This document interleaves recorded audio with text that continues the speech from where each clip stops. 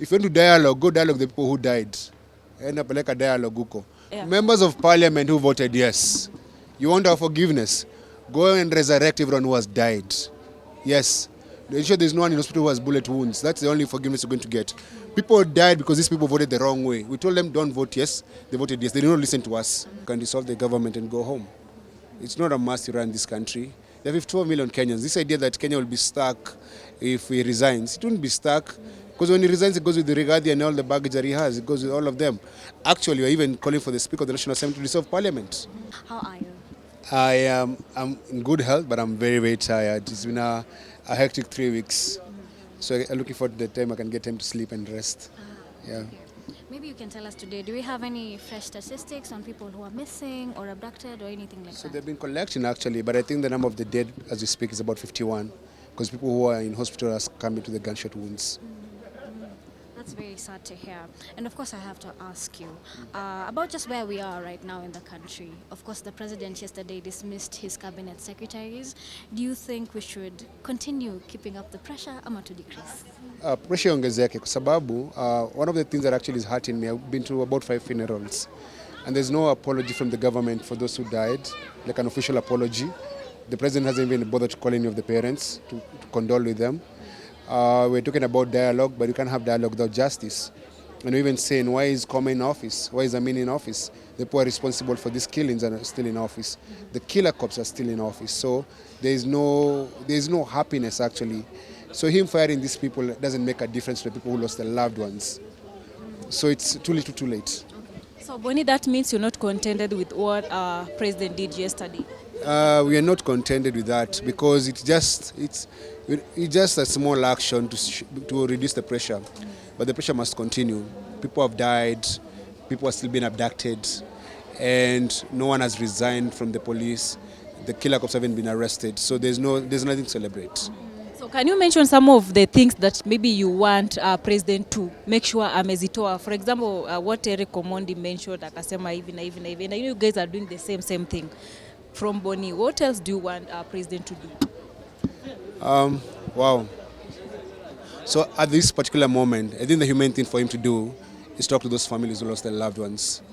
Release everyone who has been abducted. Kama kuna mtu alishikwa, pia achiliwe. There are people who have fake charges in court. They should be all released without any charges.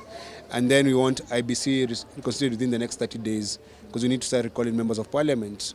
But also telling the president, if you think you can't be able to run this country, you can dissolve the government and go home. It's not a must to run this country. There are 12 million Kenyans. This idea that Kenya will be stuck if he resigns, it won't be stuck. Because when he resigns, it goes with the Rigathi and all the baggage that he has. It goes with all of them. Actually, we're even calling for the Speaker of the National Assembly to dissolve Parliament. Yeah. But if president resigns, what next? No, we'll have fresh elections. Everything you're asking for is in the Constitution. There's nothing new. We just have fresh elections and then elect someone who cares about us.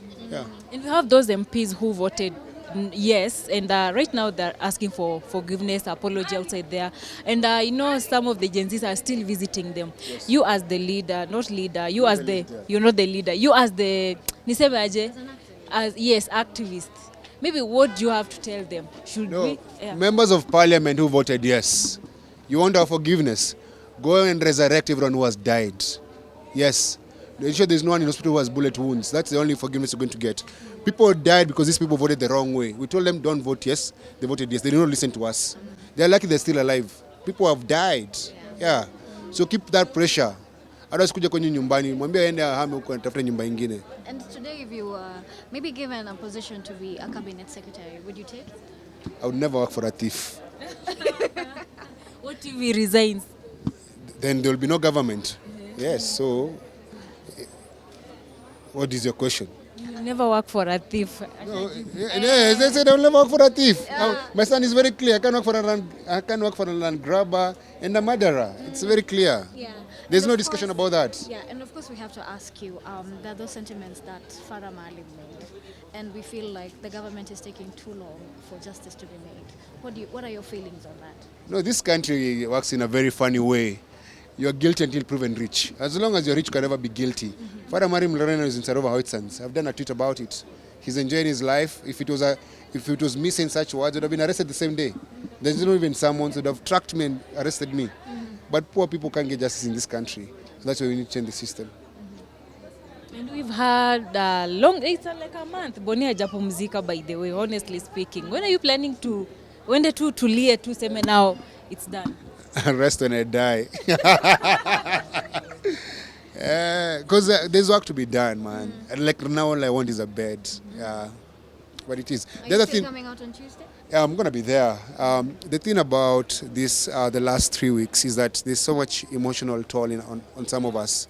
We've been to the mortuaries, we met the families, so a lot of crying, actually, a lot of nightmares.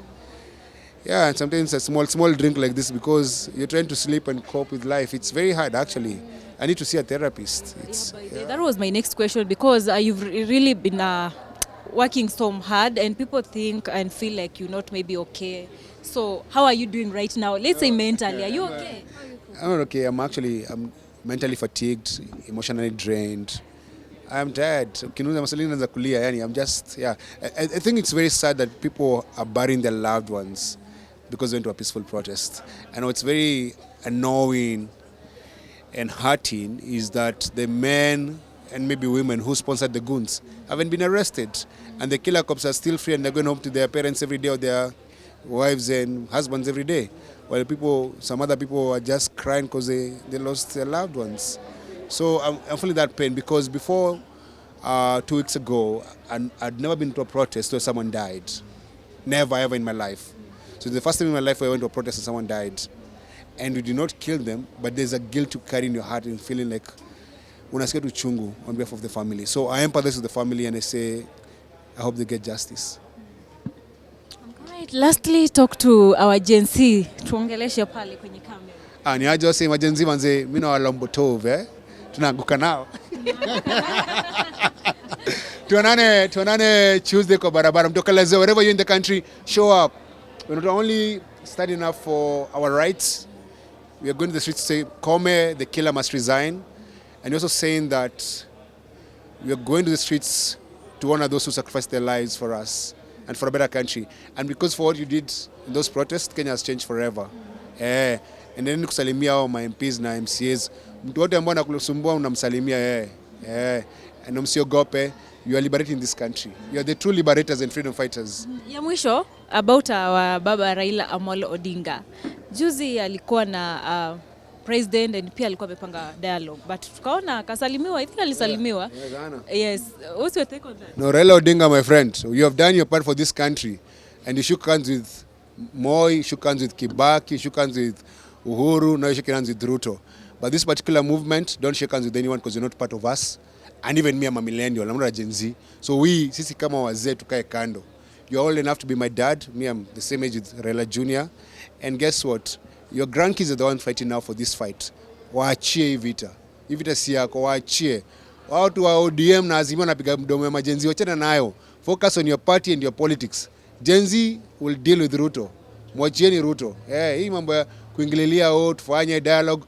If you want to dialogue, go dialogue with the people who died. Napeleka dialogue huko. Because you're asking for justice for the victims before anything else. Na reparations, compensation for the dead. But mzae baba kaitu kando.